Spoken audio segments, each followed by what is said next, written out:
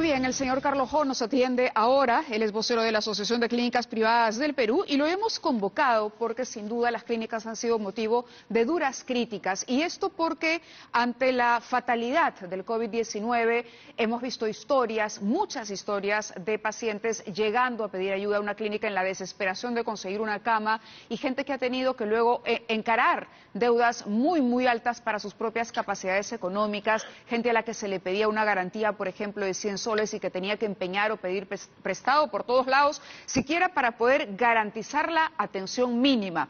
Pero hay una explicación para ello, o por lo menos eso es lo que el señor Carlos Ho nos quiere decir esta noche, y le damos la bienvenida al programa. Buenas noches, bienvenido. ¿Cómo está usted, Ávila? Buenas noches. Cuéntenos, por favor, ¿se llegó finalmente a un acuerdo ya con el MINSA, con el Ministerio de Salud? No se ha llegado a un acuerdo, definitivamente no se ha llegado a un acuerdo, se ha llegado simplemente a un piloto, que lo puedo explicar, pero no sé si puedo comenzar por el principio. Por favor. El principio es hace 2 meses, más o menos, empezamos las negociaciones con el CIS para llegar a un acuerdo de tarifas para la atención de pacientes del sector público en las clínicas privadas. ¿Cierto? Bien. Ese acuerdo, esas negociaciones finalmente tuvieron ya un casi acuerdo final, más o menos hace un mes. Un domingo en la noche prácticamente estaba acordado. ¿Cuál era el acuerdo? Bien, el monto más o menos promedio en una clínica promedio, no digo de las más altas, de atención de cuidados intensivos es 8.000 soles por día. Eso es un monto real, no es una invención. El COVID cuesta y tenemos que empezar por entender que cuesta. Bien, nosotros no solamente 8.000 por día, entonces quisieron un paquete. Ok, hicimos un paquete. Un paciente en la unidad de cuidados intensivos COVID tiene más o menos 21 días en la unidad de cuidados intensivos en ventiloterapia, es decir, en ventilador mecánico. Bien, el paquete lo hicimos a 97.000, finalmente con las dos partes conciliamos, 97. Si usted divide 97 entre 21, entonces realmente la cama día no salía en 8.000, sino salía en 4.600 más o menos. Entonces el primer esfuerzo de la asociación de clínicas fue realmente dar una tarifa, entre comillas, social, reduciendo al 50% su costo. ¿De acuerdo? Ahora, probablemente nos digan, 8.000 parece exagerado. Sí. Bueno, parece exagerado, sí. Y de repente es exagerado también, pero es exagerado cuando no es COVID, pero cuando es COVID no es para nada exagerado. Vamos a poner un ejemplo de un país vecino. En Chile, una cama COVID, UCI COVID, está en 126.000 soles. ¿De acuerdo? Y nosotros estábamos pidiendo en 12.650 soles. Y nosotros 8.000. Ok. Y nosotros hacíamos 8.000 por las 21 días, entonces teníamos como 168.000. Y cerramos en un paquete de 97.000 soles. ¿Está claro? Entonces nosotros hicimos un esfuerzo para que efectivamente sea más o menos un 50% menos. De acuerdo. Al final, ¿en qué se quedó? Eso se quedó hasta el día 5 de mayo, si la memoria no me falla. Fue un domingo. El lunes cambian a la jefa del CIS y entra una nueva administración. Y con la nueva administración del CIS se desconoce todo esto que se ha avanzado y sale una resolución jefatural que probablemente usted debe de conocer, en donde el paquete por 21 días en UCI sale a 43.000, permítame. A ver, 34.000 soles. Lo que no quiero, señor Ho, es que nos gane el tiempo, sino ir, digamos, a las cifras consolidadas. El acuerdo, usted dijo, iniciando la entrevista, que todavía no era un acuerdo que esté plasmado. No se llegó. Ustedes han propuesto una cifra, pero del otro lado no se aceptó. Sí. Ahora, ¿cuál ha sido el problema con la atención de los pacientes? ¿Por qué el Estado ha dicho o ha calificado de indolentes, me refiero al gobierno, al Poder Ejecutivo, de indolentes a las clínicas? ¿Y por qué vemos estas deudas de $500,000 soles que pueden ser reales, pero que no se corresponden a la actitud que tendría que tener el sector privado en una emergencia sanitaria? totalmente de acuerdo en algo. ¿Saben? Definitivamente los montos salen así.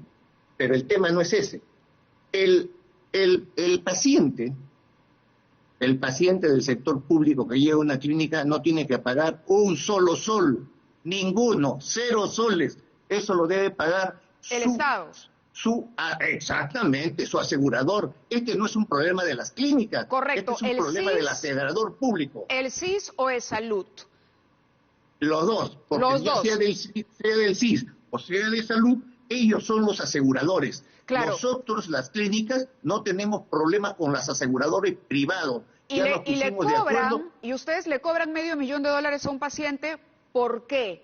Porque no tiene, digamos, una constancia o no hay comunicación entre el hospital de salud o del Ministerio de Salud y diga, señores de la clínica tal, le estoy derivando a este paciente. Sí. ¿Es eso? Muy bien, muy sencillo.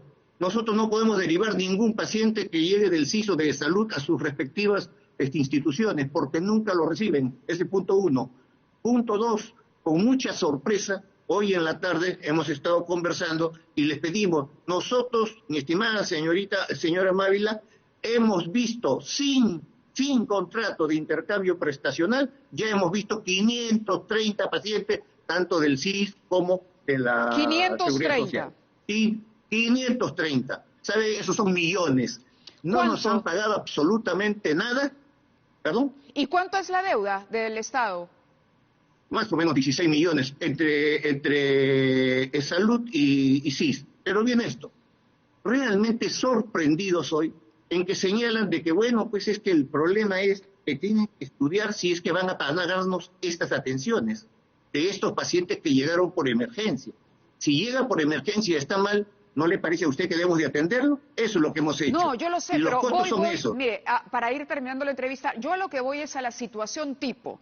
Una persona que se queja ante una cámara de televisión porque tiene una deuda de $500,000. ¿Por qué esa persona tiene esa deuda y por qué se le pide una garantía de mínimo 100,000 soles en algunos casos? Si el que debe pagar es el Estado. ¿Dónde está ahí el problema? En ese punto. En el Estado, pues, mi querida Mávila, en el Estado, en la aseguradora, ¿Qué tendría que haber hecho el Estado para evitar que a esa persona se le pidan 100,000 soles? Parece ser que hemos olvidado que estamos en el año del aseguramiento universal, declarado por el gobierno y también por el señor presidente. Y dijo, todo aquel poblador que no tiene seguro está automáticamente asegurado al CIS. Sí. Ergo, el paciente que no tiene ningún recurso y llega a una clínica no tiene por qué pagar un sol. ¿Y por qué se le cobra? Lo debe pagar Esa es la CIS. gran pregunta. ¿Por qué se le cobra? ¿Por qué se le pide No dinero se le para llega, recibirlo? Muy bien, porque no lo paga el CIS. Pero vayamos por partes. Firma una letra, firma un pagaré. ¿Usted cree que nosotros vamos a cobrar esas letras, esos pagarés? Para nada. Definitivamente volvamos al tema y no lo perdamos de vista.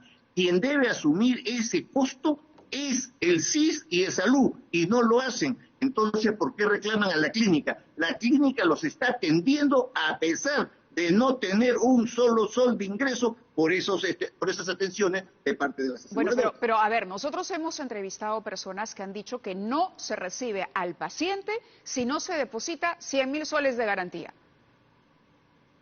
Probablemente sea una medida, llamemos así, disuasiva. Ok, porque yo lo que interpreté es que se le exige al paciente algún tipo de, a ver, que lo envíe salud o que lo envíe un hospital o que lo envíe el CIS. Ya.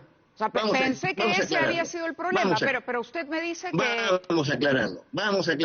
A ver, existe lo que se llama el intercambio prestacional interinstitucional, donde el ciudadano Mávila, elige dónde va. Sí. ¿Ya? Si va a la clínica, lo paga, por ejemplo, si es que es del CIS, lo paga el CIS. Elige el ciudadano. No estamos en ese nivel en el país, mi querida Mávila. Por eso, nosotros con el paciente va al hospital. Pero escúcheme pues. Exactamente, va al hospital y como no encuentra cama, se va al privado. Exacto. ¿Y qué hace el privado? No lo rebota porque si no ese paciente se va a morir. No, le pide 100,000 soles.